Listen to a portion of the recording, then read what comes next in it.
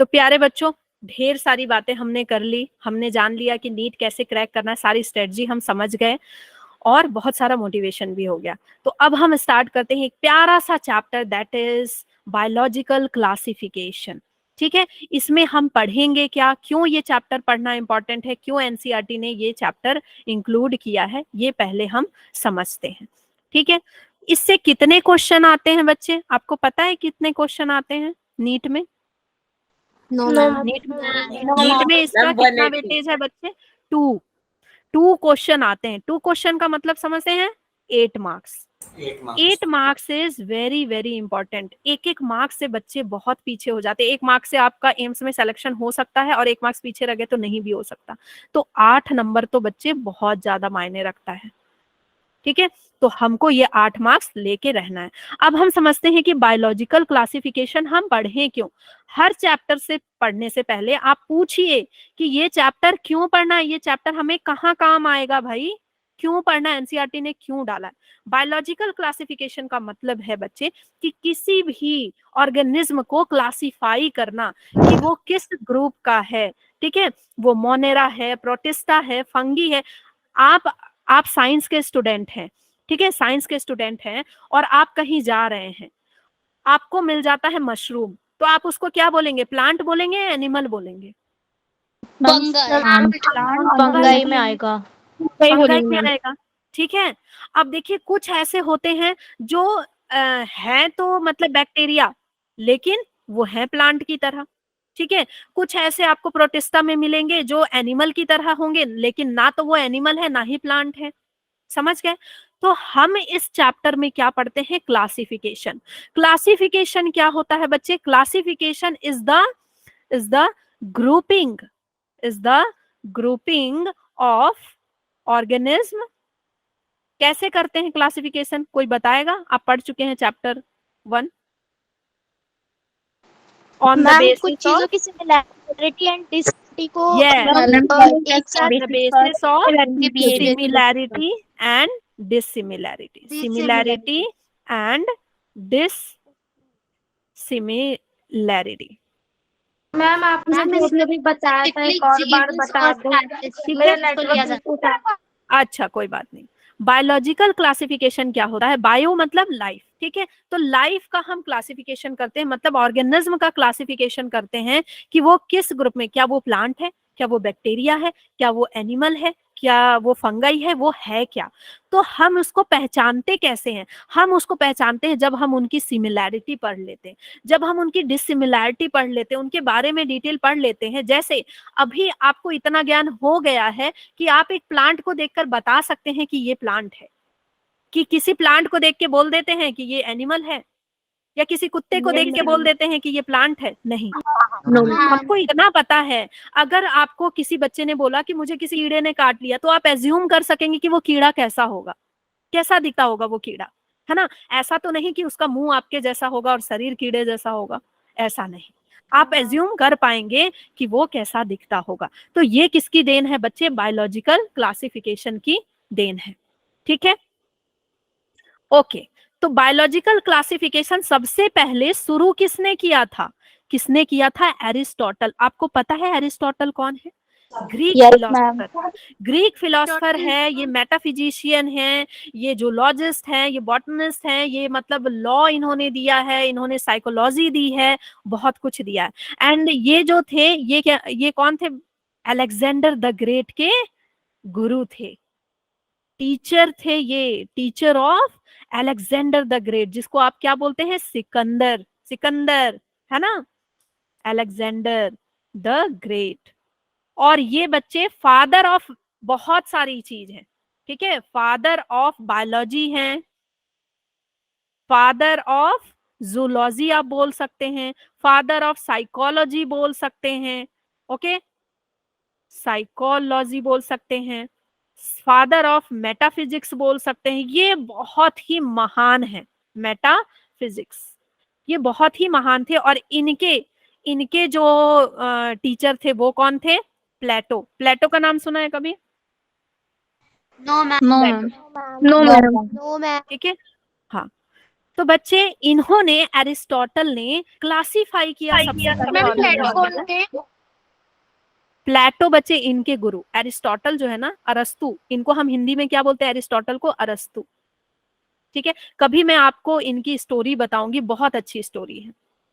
Okay, तो बच्चे ये इनके गुरु थे। एरिस्टोटल जो है, एरिस्टोटल ने सबसे पहले क्लासिफाई किया। उन्होंने देखा कि भाई प्लांट अलग दिख रहे हैं, एनिमल अलग दिख रहे हैं। प्लांट्स के पास लीव्स हैं, हाँ, और एनिमल्स जो हैं वो उनके पास तो पत्ते वगैरह है नहीं, एनिमल्स मूव कर सकते हैं। ओके, तो इन्होंने कैसे क्लासिफाई किया बच्चे, मॉर्फोलॉजिकल, मॉर्फोलॉजिकल क्लासिफिकेशन किया। मॉर्फोलॉजिकल क्लासिफिकेशन का मतलब समझते हैं? Yes ma'am, physical appearance basis yes, पर। इन्होंने बाहर बाहर फिजिकल अपीयरेंस देखा, फिजिकल अपीयरेंस देखा कि भाई बाहर से दोनों कैसे लगते हैं। तो प्लांट्स अलग दिखते हैं, एनिमल्स अलग दिखते हैं। और प्लांट्स में भी इन्होंने क्या किया, हर्ब्स अलग है, हर्ब्स छोटे छोटे से, फिर श्रब्स हैं आपके, जो कॉटन प्लांट हो गए, फिर रोज का प्लांट हो गया, थोड़े से थिक उनका स्टेम होता है, हर्ब्स को तो आप चबा सकते हैं। फिर इन्होंने देखा श्रब्स हैं और ट्रीज हैं।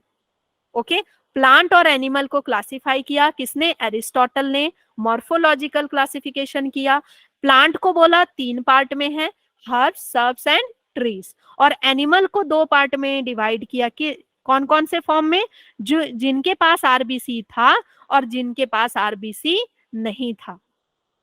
जिनके पास आरबीसी था उनको इन्होंने क्या बोला, इनाइमा। क्या बोला बच्चे, इनाइमा। और जिनके पास आरबीसी नहीं था उसको उन्होंने क्या बोला, अनाइमा। एनाइमा। ठीक है, ई का मतलब, बायोलॉजी में ई का मतलब क्या होता है, ट्रू। ठीक है, यस, मतलब कि सही है, इनके पास अनाइमा है, ये सच बात है। ए का मतलब अब्सेंट, नहीं। ठीक है, ए का मतलब नहीं। एटम आप पढ़ते हैं ना, तो टर्म क्या है, डिविजिबल, और ए क्या है, नहीं, जिसको डिवाइड नहीं किया जा सकता है, उसी को एटम बोलते हैं। समझ गए? तो ए का मतलब हो गया नहीं, जिनके पास हीमोग्लोबिन नहीं है। क्लियर? स्प्राइट क्लियर है ना? चलो, इसके यस बाद मैम। सबसे पहले साइंटिफिकली किन्होंने डिवाइड किया बच्चे, लिनस ने, है ना, लिनियस ने डिवाइड किया। इन्होंने बोला कि भाई जो क्लासिफिकेशन है वो प्लांटे और एनिमेलिया है। ठीक है, इन्होंने क्या बोला, प्लांटे और एनिमेलिया होता है। तो अब आप पूछेंगे कि भाई एरिस्टोटल ने बोला प्लांट, और एरिस्टोटल ने क्या बोला, प्लांट एंड एनिमल। प्लांट। ठीक है, इन्होंने बोला, लीनस ने बोला, देखिए यहाँ पे मैं बहुत प्यारा सा ट्रिक देने वाली हूँ आप लोगों को। लीनियस ने बोला प्लांटे एंड एनिमल, तो बस नाम ही तो चेंज किया, और क्या चेंज किया, बताइए क्या चेंज किया इन्होंने, कोई पूछ ले तो। इन्होंने प्लांट एंड एनिमल बताया था मॉर्फोलॉजिकल कैरेक्टर देखकर, मॉर्फोलॉजिकल स्टडी की थी, बाहर बाहर से स्टडी की थी। ठीक है, और इन्होंने जो प्लांटे और एनिमल का डिवीजन किया, एनिमेलिया बनाया, वो कैसा था बच्चे, मॉर्फोलॉजिकल प्लस एनाटॉमिकल, एनाटॉमिकल। इन्होंने बोला भाई ऊपर से देखने से नहीं होगा, कुछ कुछ तो प्लांट जो है दिखते हैं किसकी तरह, प्रोटिस्टा जो आ जाते हैं, है ना, एनिमल दिखते हैं लेकिन वो होते नहीं है एनिमल, कुछ प्लांट दिखते हैं होते नहीं है। तो इन्होंने एनाटॉमिकल स्टडी की और इन्होंने क्या देखा, सेल वॉल। क्या देखा था बच्चे, सेल वॉल देखा, सेल वॉल। और डिफरेंट स्ट्रक्चर देखे कि भाई प्लांट के पास सेल वॉल होते हैं, एनिमल के पास सेल वॉल नहीं होते। ठीक है, और देखा कि ये इनका इनका फिजियोलॉजी देखा कि ये तो मूव कर सकते हैं, ये मूव नहीं कर सकते। ओके, इसके बाद हमारे पास कौन आए बच्चे, हमारे पास आए हैकर। कौन आए, हैकर। ओके, इन्होंने बोला नहीं नहीं, 2 ग्रुप में नहीं बटेगा, कितने ग्रुप में बटेगा, 3 ग्रुप में, 3 ग्रुप प्रोटिस्टा, में। Plantae and animalia. एनिमेलिया। तो मैं इसकी ट्रिक दे देती हूँ। ठीक है, पाप, इन्होंने क्या लाया, पाप। देखो हैकिंग करना पाप है, हैकिंग करना पाप है, हैकिंग नहीं करना चाहिए ना। ठीक है, तो हैकिंग करना पाप है, तो इन्होंने प्रोटिस्टा ऐड किया। एनिमेलिया, प्लांटे एनिमेलिया तो पहले से था, इन्होंने क्या ऐड कर दिया, एक और पी ऐड कर दिया, दैट इज प्रोटिस्टा। ठीक है, अब फिर कौन आया, उसके बाद कौन आया बच्चे, 4 किंगडम क्लासिफिकेशन में कॉपलैंड, कॉपलैंड आए। कॉपलैंड ने क्या बोला कि प्रोटिस्टा ही नहीं, मोनेरा भी होता है, मोनेरा भी होता है। तो मोनेरा, प्रोटिस्टा, देखिए सब आकर के एक एक किंगडम को ऐड करते जा रहे हैं। ठीक है, मोनेरा, प्रोटिस्टा, फिर आपका प्लांटे और एनिमेलिया तो है ही, प्लांटे एंड एनिमेलिया है ही। ओके, तो इन्होंने किसको ऐड किया, मोनेरा को ऐड किया। हैकर ने किसको ऐड किया, प्रोटिस्टा को ऐड किया। तो इसकी ट्रिक क्या होगी, मैप। इसकी ट्रिक क्या होगी, मैप।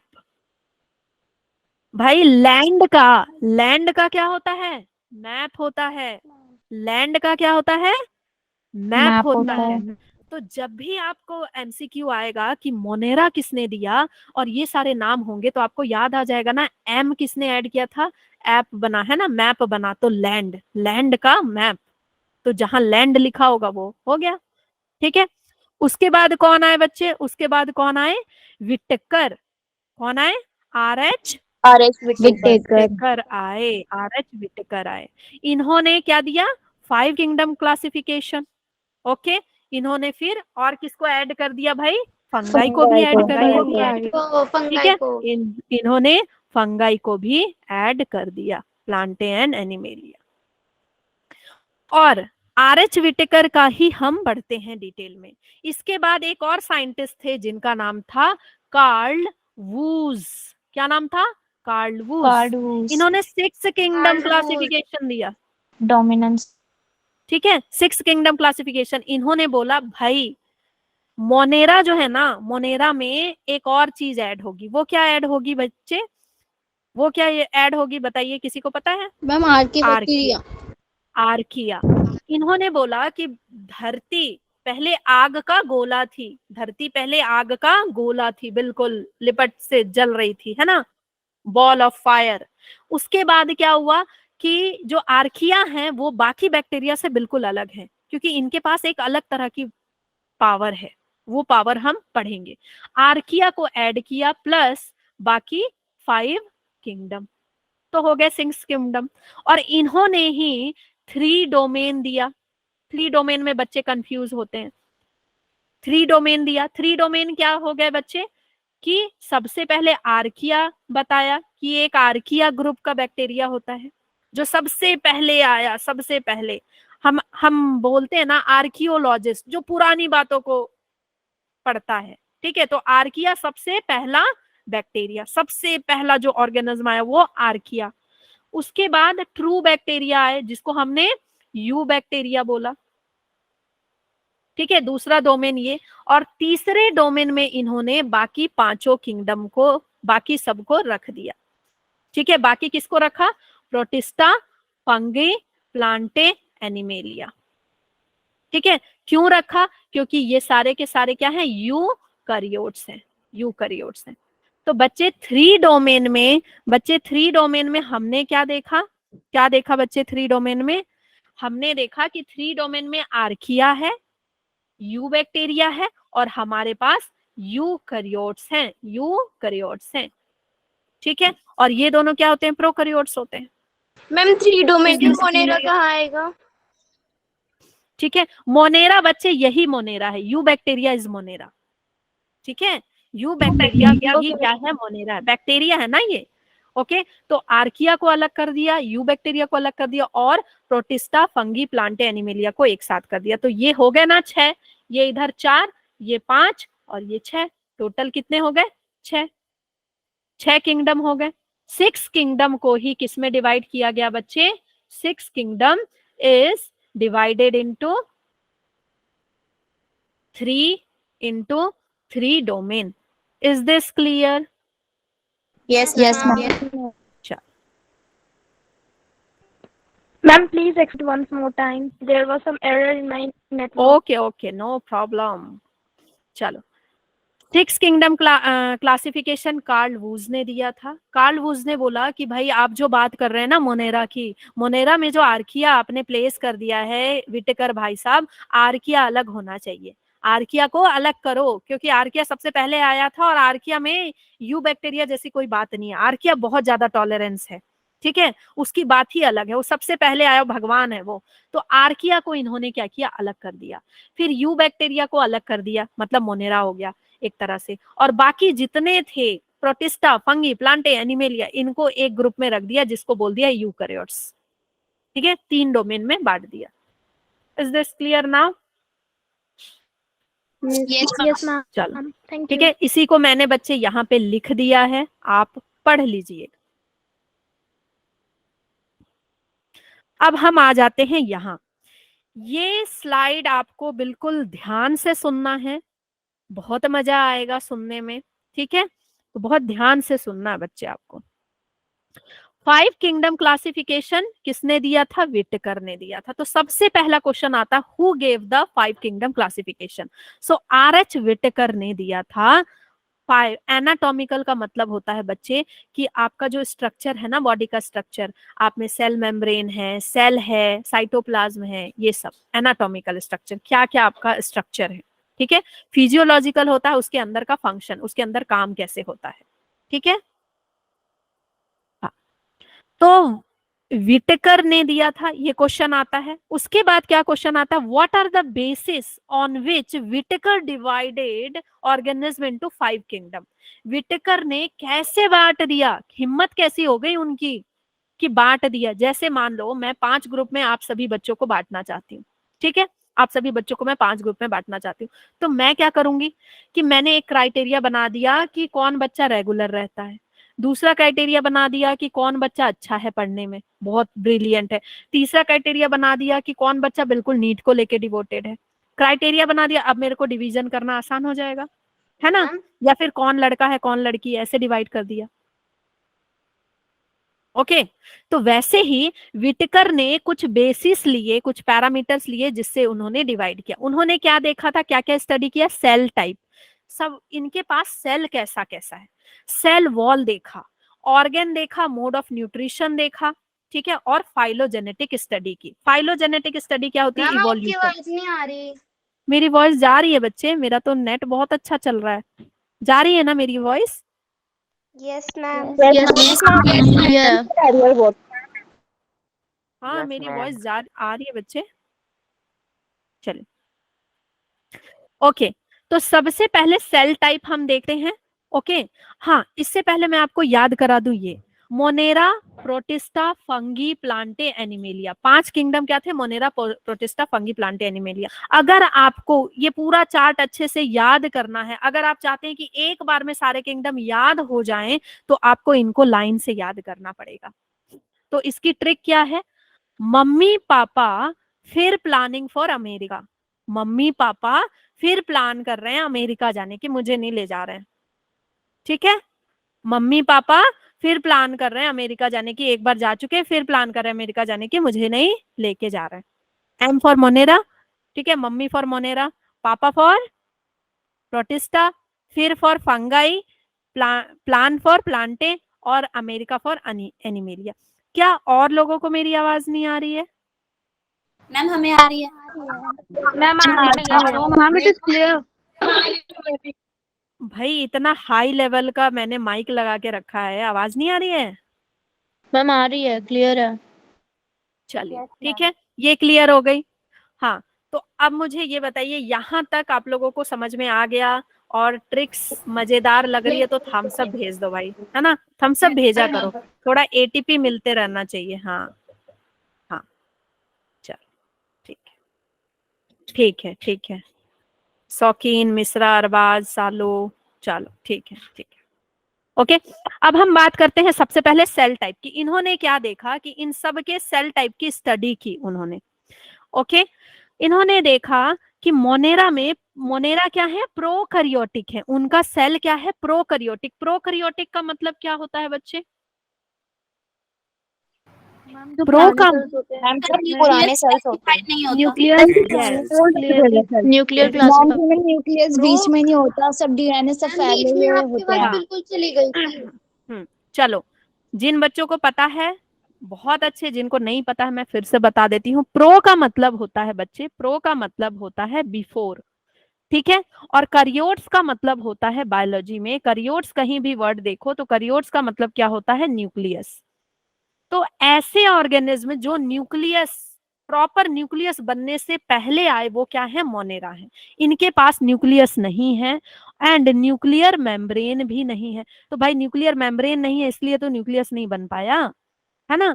मतलब ये इतने गरीब हैं सॉरी, ये इतने ज्यादा गरीब हैं कि इनके पास रूम में अलग अलग कमरे नहीं है। जैसे देखो, एक एक ये घर है, प्रोकैरियोट्स ऐसे होते हैं कि इनके घर में ना सब कुछ यहीं पे पड़ा, यहीं पे बाथरूम कर रहे हैं, इस कोने में खाना बना रहे हैं, इस कोने में रह रहे हैं, यहीं पे पढ़ रहे हैं, ठीक है। और यूकैरियोट्स ना बहुत ही वेल डिफाइंड होते हैं।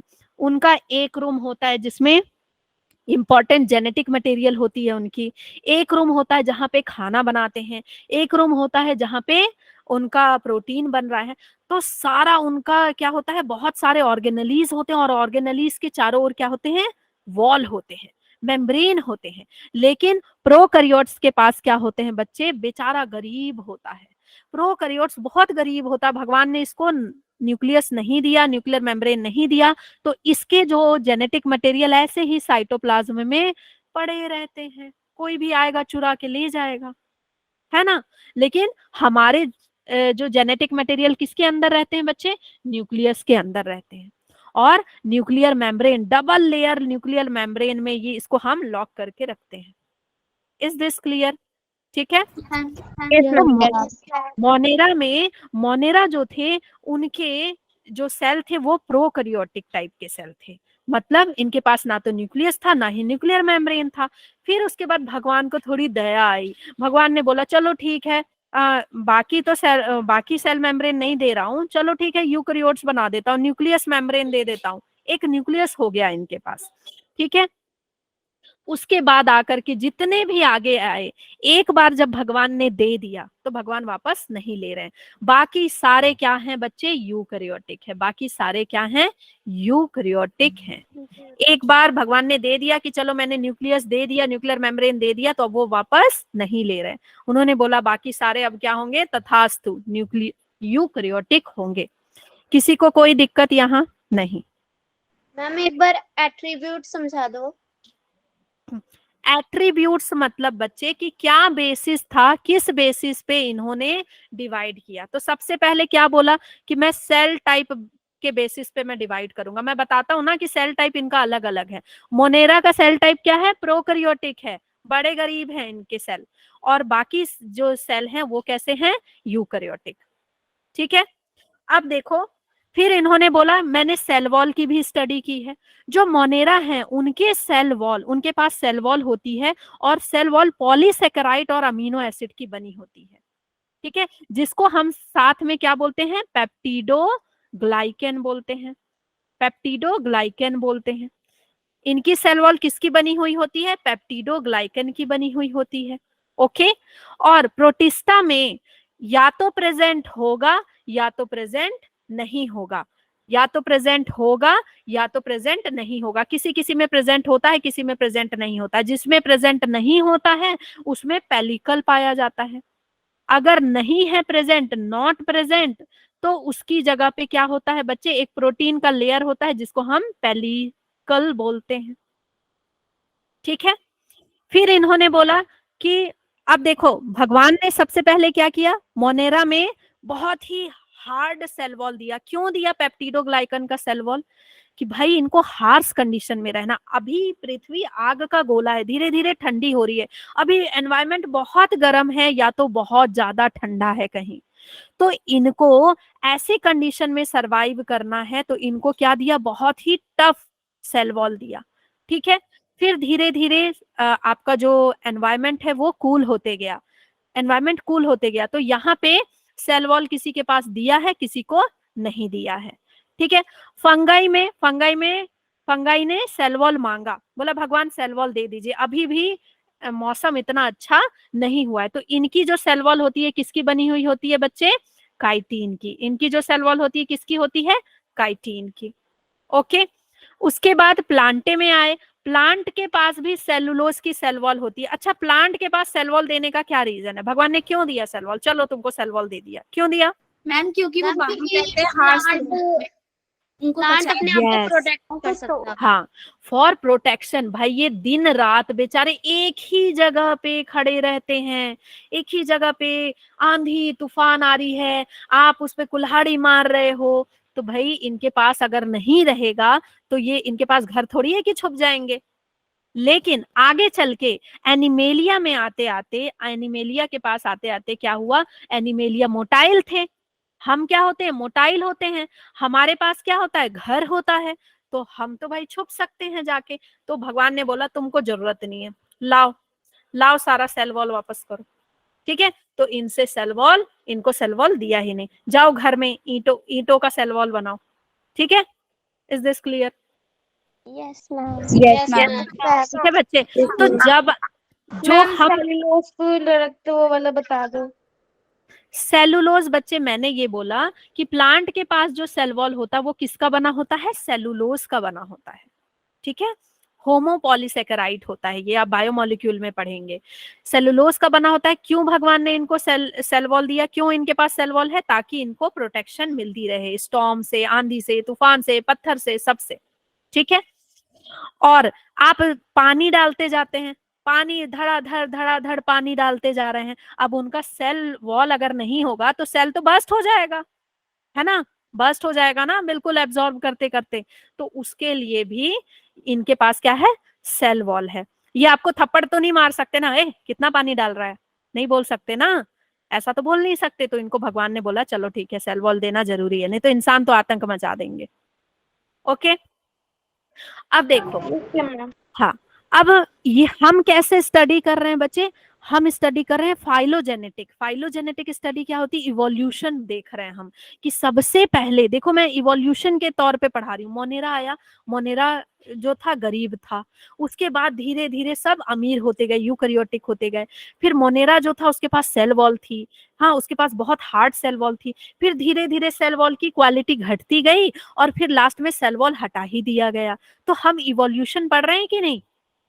ठीक है, और जब आप मोनेरा प्रोटिस्टा ऐसे याद करेंगे लाइन से, तो आपको सब अभी के अभी याद हो जाएगा। और नेहा मैम का ये एकदम हमेशा कहना है, बच्चे क्लास में आओ याद करके जाओ। ठीक है, नाउ अब ऑर्गन कॉम्प्लेक्सिबिलिटी, ये क्या होती है बच्चे? कि किसके पास सिर्फ सिंगल सेल है, किसके पास मल्टी सेल है, किसके पास ऑर्गन है। ठीक है, तो अब देखो मोनेरा, मोनेरा बेचारा गरीब, एक सेल का बना हुआ, इसके पास क्या ही होगा? सबसे गरीब मोनेरा, सबसे पहला नाम है तो याद रखना ये यूनिसेलुलर होगा, ये सबसे गरीब होगा, ये प्रोकैरियोटिक होगा। अब याद रहेगा आपको, सबसे पहले मोनेरा का नाम लिखाता है, ये गरीब होता है। ठीक है, तो ये यूनिसेलुलर है, ये बिल्कुल सिंगल सेल का है बच्चे, ये जो करेगा अपने सिंगल सेल से ही करेगा। प्रोटिस्टा भी क्या है? सिंगल सेल का ही है, सिंगल सेल का ही है। लेकिन पता है प्रोटिस्टा में ना कभी कभी ना बड़े सियाने बनते हैं ये, कुछ जो ग्रुप होते हैं प्रोटिस्टा में, स्लाइम मोल्ड्स जो हैं बड़े सियाने होते हैं, ये ना ग्रुप बना करके ऐसे बिहेव करते हैं जैसे ये मल्टी सेलुलर है, लेकिन ये बन नहीं ना जाएंगे, बन नहीं जाएंगे, है ना? फिर उसके बाद फंगाई, फंगाई आप तो मशरूम खाते हैं, मशरूम देखते हैं मल्टी सेलुलर होता है, बिल्कुल, है ना? उसमें आपको सब कुछ दिखता है, अलग अलग पार्ट दिखता है अच्छे से। तो बच्चे फंगाई मल्टी सेलुलर होते हैं। अब प्लांटे, प्लांटे भी मल्टी सेलुलर होता है, ये आप जानते हैं, और एनिमेलिया भी मल्टी सेलुलर होता है। लेकिन प्लांट फंगाई में बच्चे ऑर्गन सिस्टम नहीं होता है, सिर्फ ऑर्गन लेवल होता है या सिर्फ मल्टी सेलुलर होता है? मुझे बताइए, जल्दी बताइए, क्या फंगाई में ऑर्गन होते हैं? No ma'am. No organ, no organ. इसमें ऑर्गन होते हैं, इसमें होते हैं, यस मैम। है ना? Yes, ma'am, होते हैं। ऑर्गन होते हैं, और ऑर्गन सिस्टम भी होता है, हाँ ma'am. Yes ma'am. Vascular root system पूरा पढ़ रहे हैं, रूट सिस्टम पूरा पढ़ते हैं, है ना? मल्टी सेलुलर एनिमल्स के पास भी क्या होता है? बच्चे ऑर्गन सिस्टम भी होता है, पूरी बॉडी होती है। ठीक है। ऑर्गन सिस्टम जिसके पास है तो भाई अलग अलग सिस्टम है और सिस्टम मिला के क्या बनाते हैं, पूरी पूरी बॉडी बनाते हैं। Is this crystal clear? ठीक है। अब हम आते हैं मोड ऑफ न्यूट्रिशन में। इन्होंने यही बस नहीं लिया, विटेकर जी ने बोला बच्चों को और पढ़ाएंगे और पढ़ाएं और बच्चे जाने, तो इन्होंने बोला कि इनका खाने का तरीका भी अलग होता है, अलग अलग खाने का तरीका होता है। कैसे? जो सबसे पहले आए, जो गरीब है, जिनको कुछ नहीं मिल रहा, बच्चे आसपास कुछ है ही नहीं, तो वो क्या खाएंगे? केमिकल खाएंगे। आसपास कुछ भी जो इनऑर्गेनिक चीजें सब खा लेंगे, केमिकल खाएंगे। तो ये केमोसिंथेटिक हो सकते हैं, ये अपना खाना खुद बना सकते हैं, एकदम बिल्कुल सनलाइट से खुद बना सकते हैं। ऑटोट्रॉफिक समझते हो ना, सेल्फ फीडिंग, फोटोसिंथेसिस जो कर सकते हैं। ऑटोट्रॉफिक और हेटेरोट्रॉफिक जो दूसरे का खाना खाते हैं। तो ऐसा कोई बच्चा नहीं बोलेगा कि मम्मी ऑटोट्रॉफिक है पापा हेटेरोट्रॉफिक, क्योंकि मम्मी खाना बनाती है, पापा उनका बनाया हुआ खाना खाते हैं। ऐसा है क्या? ऑटोट्रॉफिक मतलब होता है बच्चे जो अपना खाना खुद सिंथेसिस करे, कुक नहीं, सिंथेसिस करे, ठीक है। और हेटेरोट्रॉफिक जो उनका सिंथेसिस किया हुआ खाना वो खाए। तो बच्चे मोनेरा, सबसे पहले जो लाइफ आई थी मोनेरा थी, बैक्टीरिया थी। तो इनके पास ना बहुत सारा मतलब डिफिकल्ट सिचुएशन था, तो भगवान ने बोला चलो तुम ना केमिकल से भी खाना बना सकते हो, खुद से भी खाना बना सकते हो, और हेटेरोट्रॉफिक दूसरे का खाना भी खा सकते हो, दूसरे को भी फीड कर सकते हो। तो तुम किसी भी तरीके से जी सकते हो। सर्वाइवल इनका बढ़ाने के लिए इनको हर तरीके से खाना बनाने की अनुमति मिली। Is this clear? ठीक है। अब उसके बाद क्या हुआ, प्रोटिस्टा बने। प्रोटिस्टा को बोला कि भाई अब आपसे केमोसिंथेटिक करने की जरूरत नहीं। क्यों? क्योंकि अब धीरे धीरे एनवायरनमेंट में केमिकल्स घट रहे हैं, इनऑर्गेनिक जो भी मटेरियल है वो घट रहे हैं। क्यों? क्योंकि अब अर्थ हमारा ठंडा हो रहा है, अब दूसरे ऑर्गेनिज्म बन रहे हैं, तो अब केमोसिंथेसिस आप नहीं कर सकते। आप क्या कर सकते हैं? सिर्फ ऑटोट्रॉफिक और हेटेरोट्रॉफिक कर सकते हैं। और कुछ क्या होते हैं? मिक्सोट्रॉफिक होते हैं। कुछ क्या होते हैं? मिक्सोट्रॉफिक होते हैं, मतलब दोनों कर सकते हैं। अगर सनलाइट है तो ऑटोट्रॉफिक बन जाते हैं, और सनलाइट नहीं है तो हेटेरोट्रॉफिक बन जाते हैं। ठीक है। Yes ma'am. All type. भाई आप ना कॉमन सेंस लगाओ कि जिसके पास कुछ है ही नहीं तो वो उसको जो मिलेगा वो खाएगा। आपके पास अगर ऐसी सिचुएशन आ जाए कि आपको कुछ फूड वूड ना मिले तो आपको जो मिलेगा वो खाएंगे, कागज खा जाएंगे, हाँ है ना, समझ गए? पत्ते खाना शुरू कर देंगे। हाँ तो वही है, इनको जो मिला वो खाया इन्होंने। अब उसके बाद फंगाई की बात करें तो फंगाई हेटेरोट्रॉफिक होता है, दूसरे का बनाया हुआ खाना खाता है, और सेप्रोफाइटिक होता है, एब्जॉर्प्शन करता है बच्चे, सेप्रोफाइटिक होता है। सेप्रोफाइटिक का क्या मतलब होता है? मैम जो डेड डिकेइंग मटेरियल से अपना खाना लेते हैं। यस, ये मैं थोड़ा आपको बताना चाहती हूँ। ठीक है, ये है हमारा प्यारा सा मशरूम। ओके, ये कैसे हैं बच्चे? सेप्रोफाइटिक है। सेप्रो का मतलब होता है, सेप्रो का मतलब होता है डेड डिकेइंग। ठीक है, डेड डिकेइंग या फिर रॉटन, रॉटन चीजों को खाने वाला। ठीक है, रॉटन चीजों को एब्जॉर्ब करने वाला, खाने वाला। अब ये खाते कैसे? मान लो यहाँ पे पड़ा हुआ है कोई मीट का टुकड़ा, या फिर यहाँ पे कोई पत्ती पड़ी हुई है, सड़ी हुई पत्ती, या फिर पड़ा हुआ है सड़ा हुआ मीट का टुकड़ा। ये कैसे खाएंगे बताओ? ऐसे हाथ निकालेंगे और ऐसे खा लेंगे? हम इसके ऊपर ग्रो हो जाता है, उसके बाद एब्सॉर्ब कर लेता है तब हाँ, जितना देखो ये क्या करेंगे, ये क्या करते हैं बच्चे, ये एक जूस निकालते हैं। ये देखते ही ना, जैसे हम जब गोलगप्पे देखते हैं तो हमारे मुंह से क्या सलाइवा आ जाता है ना? तो वैसे ही इनके मुंह से निकलता है क्या? एक लिक्विड। क्या निकलता है बच्चे? लिक्विड निकलता है, जिसमें क्या होते हैं? एंजाइम्स। जिसमें क्या होते हैं? बहुत सारे एंजाइम्स। ये enzymes, these enzymes convert this solid solid into liquid form, into liquid form, liquid में कन्वर्ट कर देते हैं। अब ये जो मीट का टुकड़ा है क्या बन जाएगा बच्चे? पानी पानी, मैं पानी पानी हो गई, है ना। ये क्या बन जाएगा बच्चे? पानी। ये भी क्या बन जाएगा? पानी, ठीक है है ना। अब ये क्या बन गया? पानी बन गया। अब क्या होगा? ये इसको एब्जॉर्ब कर लेगा। ये क्या करेगा? है ना, ये क्या कर रहा है? इसको एब्जॉर्ब कर लिया इसने। हा, मजा आ गया। ठीक है, इसने क्या कर लिया? एब्जॉर्ब कर लिया इसको। तो बच्चे एक तरह से तमन्ना को बड़ी हंसी आ रही है ना, मोहिनी को, शौकीन को तो बच्चे हम ऐसे ही पढ़ेंगे। हाँ, तो इसने क्या किया? सेप्रोफाइटिक ने एक्चुअली क्या किया कि जो खाना देखा उस पे थूक दिया, उस पे क्या कर दिया? थूक दिया।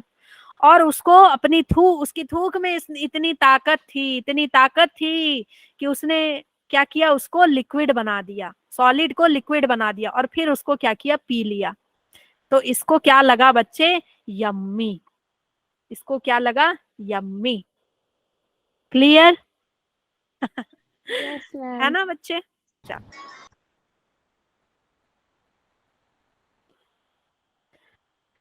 हाँ, तो ऐसी बच्चे मजेदार बातें मेरे क्लास में होती रहती हैं।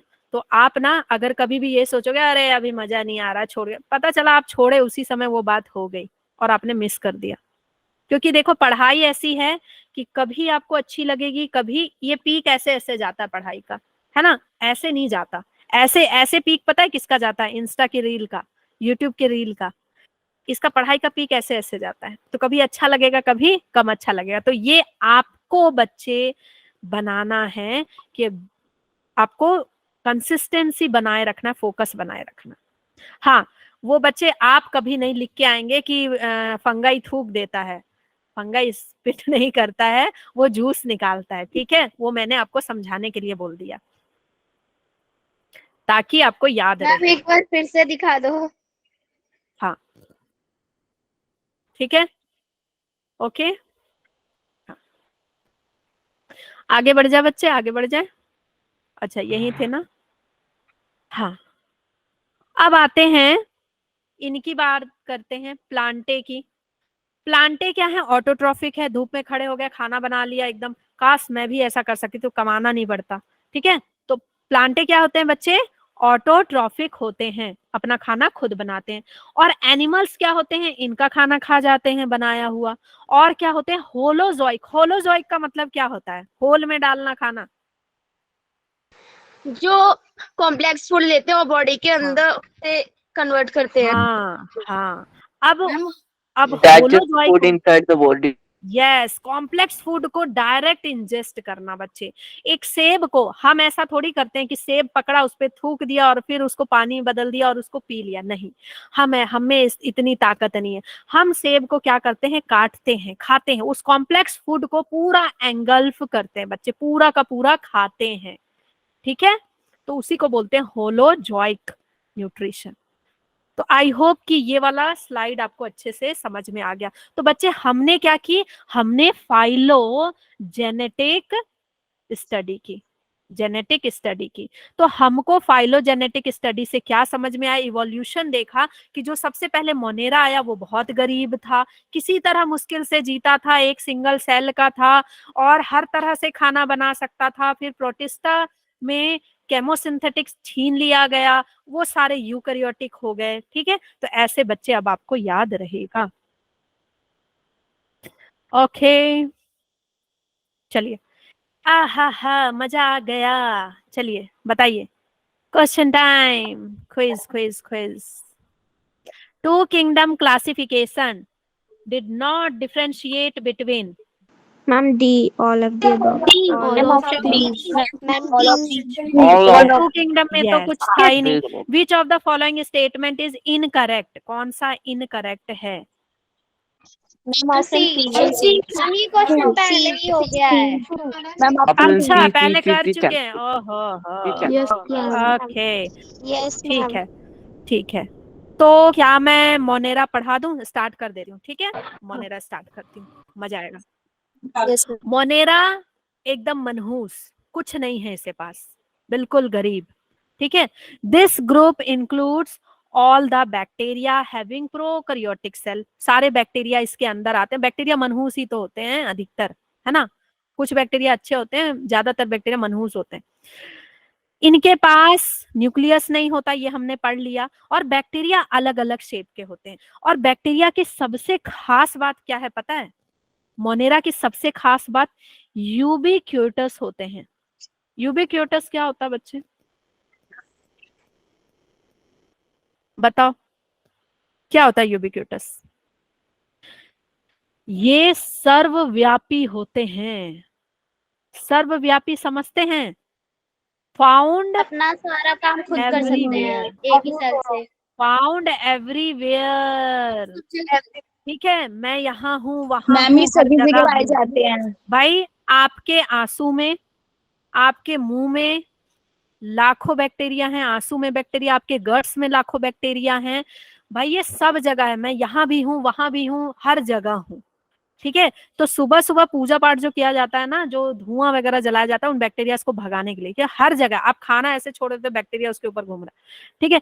तो ये हर जगह है, ये भगवान है। ये क्या है? ये भगवान है, ठीक है। सर्वव्यापी है, यूबिक्यूटस, ओके। और ये बच्चे अलग अलग शेप के होते हैं। कोकस शेप के होते हैं, ठीक है। बैसिलस होते हैं, विब्रियो होते हैं, स्पाइरिलिया होते हैं। ये आपने पढ़ रखा है, पढ़ रखा है पहले Yes, ma'am. 9th Yes, में, ma'am. Yes ma'am. ठीक है। रिप्रोडक्शन Yes, इनका ma'am. फिजन के थ्रू हो रहा है, रिप्रोडक्शन फिजन के थ्रू होता है।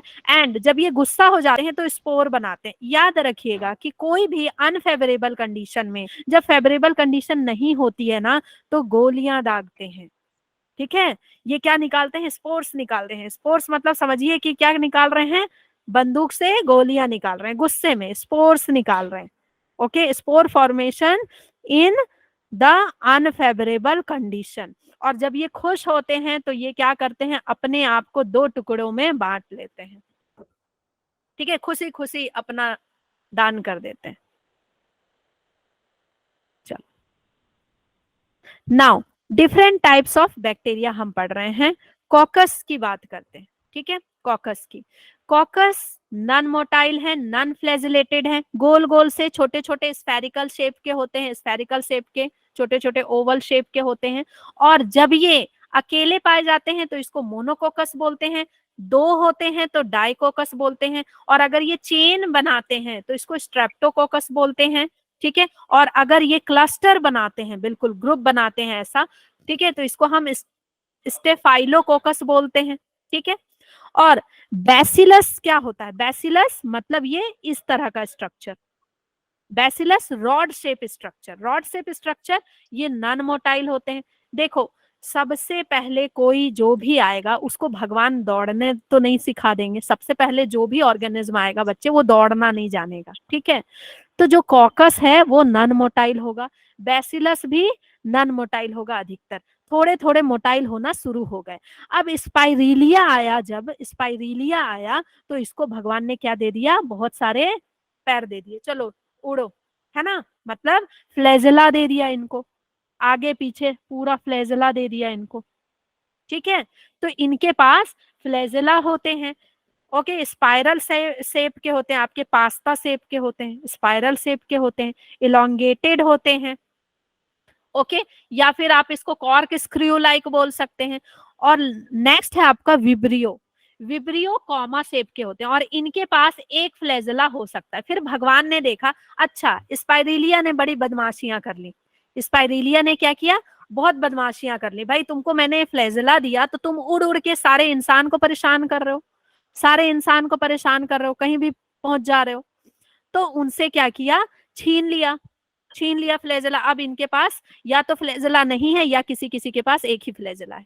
Is this clear? याद रहेगा अब, कोकस, बेसिलस, Yes, ma'am. ठीक है, स्पाइरिलिया, विब्रियो, ठीक है।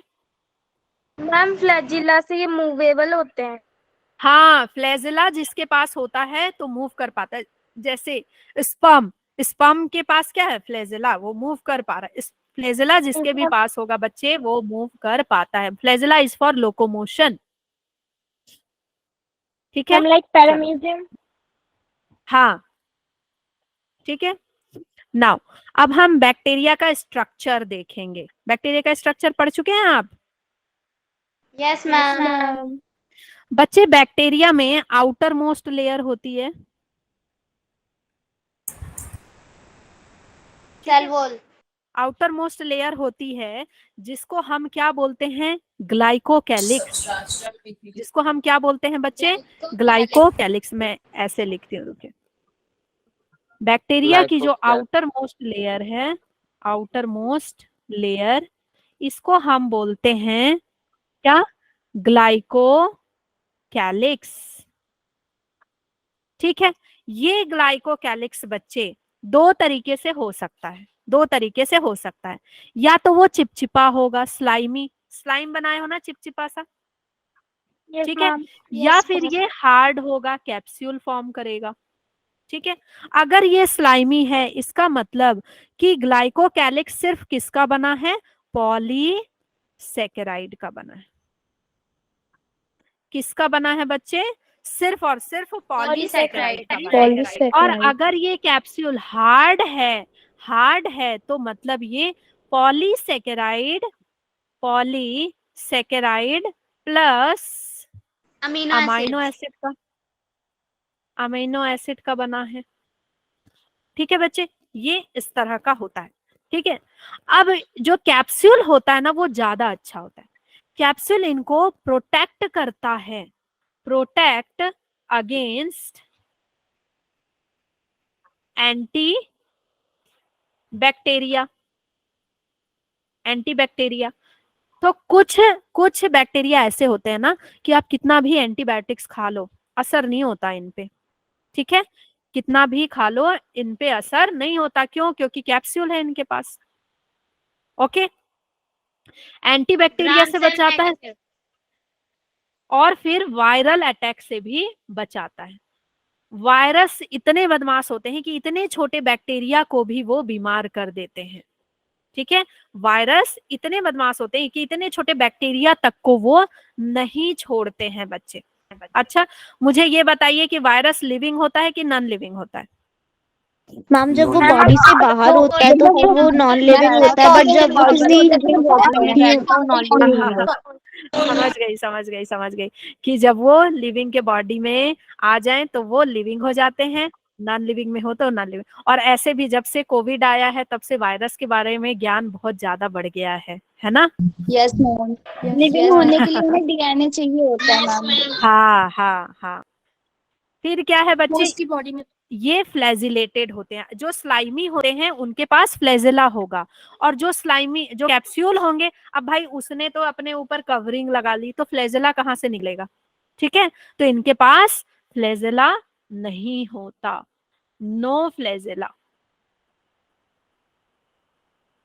ओके, आगे बढ़ जाएं। Yes ma'am. Yes ma'am. मुझे लगता है इतना आज के लिए काफी है ना? Yes ma'am. क्योंकि क्या है, हाँ, आज हम लगातार पढ़ ही रहे हैं, समझ ही रहे हैं। हाँ, क्योंकि क्या है, मैं अगर अभी स्टार्ट भी कर दूं, सेल वॉल, सेल मेम्ब्रेन, फिर इसकी पूरी कवरिंग, पेलिकल, वो सब मुझे नेक्स्ट क्लास में ले ही जाना पड़ेगा। तो नेक्स्ट क्लास में ले जाना पड़ेगा, उससे अच्छा हम नेक्स्ट क्लास में स्टार्टिंग से पढ़ेंगे, ठीक है। बच्चे क्लास में टाइम से आया कीजिए सारे बच्चे। और मैं अटेंडेंस भी लेती हूँ, ठीक है, अटेंडेंस भी लेती हूँ। तो हर क्लास में जब आप आएंगे तो मैं अटेंडेंस लूंगी और मैं देखूंगी कि कौन बच्चा कंसिस्टेंट रहता है, क्लास में रेगुलर रहता है। और बच्चे क्लास मिस करने से पहले हमेशा मेरी वो बात याद रखिएगा कि अगर आप क्लास मिस करते हैं आप 1% लॉस जाते हैं, और 1% जब लॉस में जाएंगे तो आप 365% लॉस में जाते हैं, ठीक है। हर काम, कोई भी काम जब आप कंसिस्टेंसी के साथ करते हैं तो आपको सक्सेस कैसे मिलती है आपको खुद पता नहीं चलता है, सिर्फ कंसिस्टेंसी। चलो मैं एक छोटी सी स्टोरी बता दूं, एक छोटी सी स्टोरी बता दूं। एक इसका छोटा सा एग्जांपल, एक छोटा सा एग्जांपल मैं बताती हूँ। देखो, एक बच्चा था, वो हमेशा ना यूट्यूब वीडियोस और यही सब देखा करता था, और फिर पढ़ना, वो करना तो बहुत कुछ चाहता था लाइफ में, वो चाहता था कि मैं बहुत कुछ करूं, मतलब मेरे माँ बाप इतने परेशान रहे, मैं अपने पूरे माँ बाप का, अपने फैमिली का फ्यूचर बदल दूं, ठीक है। लेकिन उसको ना प्रोक्रेस्टिनेशन से हेल्प, मतलब निजात ही नहीं मिल रही थी। प्रोक्रेस्टिनेशन समझते हैं ना, कि आलस करना, मतलब डेली बहाने बनाना। तो वो डेली, अच्छा ठीक है ना कल से पढ़ूंगा, ठीक है ना मैं कल से पढ़ूंगा, अच्छा ठीक है मैं शाम से पढ़ लूंगा, अच्छा ठीक है, ऐसे ऐसे करते करते उसका समय जा रहा था। लेकिन फिर एक दिन उसने एक छोटी सी हैबिट डाली, छोटी सी हैबिट बस डाली, कि अब मैं, ठीक है मैं दिन भर ये तो करता हूँ, मोबाइल वगैरह देखता हूँ, कोई बात नहीं, मैं अब क्या करना है कि मुझे एक्सरसाइज करना है, ठीक है। उसने एक्सरसाइज करना स्टार्ट किया, सिर्फ 10 मिनट एक्सरसाइज करना स्टार्ट किया। 1 साल बाद उसने देखा कि उसको जो डाइजेशन प्रॉब्लम थे वो खत्म हो गए, उसका स्किन अलग से ग्लो करने लगा, और उसको ना अब काम करने में मन लगने लगा। उसके अंदर से ये आवाज आने लगी कि भाई मुझे कुछ करना है अच्छा। अब वो जहां भी अपनी फोटोज डालता तो लोग तारीफ करते कि अरे वाह तेरे मसल्स तो अच्छे बन गए हैं, तो लोगों से उसको तारीफ मिलने लगी। अब उसने ऐसा नहीं सोचा था, वो डेली डेली बस 10 मिनट निकालता था, बस कर लेता था। उसने ये नहीं सोचा था कि इतना अच्छा रिजल्ट आ जाएगा उसका। अब उसके अंदर क्या आया कि अब मुझे थोड़ा सा और समय देना है अपने। अब उसने जिम जाना शुरू किया, अपने हेल्थ को और ज्यादा टाइम दिया, ठीक है।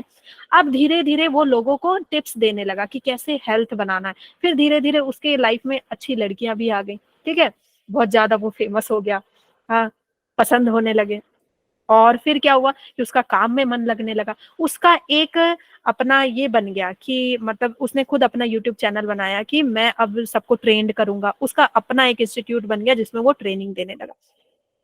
तो मैं आपको इस स्टोरी के थ्रू ये बताना चाहती हूँ कि एक छोटी सी habit, 1% each day makes a great change in your life, ठीक है। तो छोटी सी हैबिट, कंसिस्टेंट रहना है, जो मैं नोट्स भेजूं उसको पढ़ना है, बस, ठीक है। चलो, क्लास अच्छी लगी, मजा आया नेहा मैम के साथ। Yes ma'am. Yes, ma'am. Yes ma'am. Okay बच्चा, thank you thank you. Thank you ma'am. ओहो थैंक शानदार, यू ये तो शानदार था बच्चे, ये शानदार था। ये वाला बहुत शानदार था, मुझे बहुत अच्छा लगा। मैं एक फोटो ले लूं? बहुत अच्छा बहुत अच्छा। Thank you for the ATPs।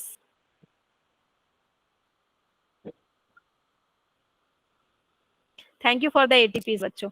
जब बच्चों के तरफ से एक पॉजिटिव रेस्पॉन्स आता है ना बच्चे, जब बच्चों के तरफ से एक पॉजिटिव रेस्पॉन्स आता है तो टीचर को और ज्यादा काम करने का मन करा। फिर टीचर को लगता है कि हम और कितने अच्छे तरीके से आपको चीजों को समझा दें, ठीक है।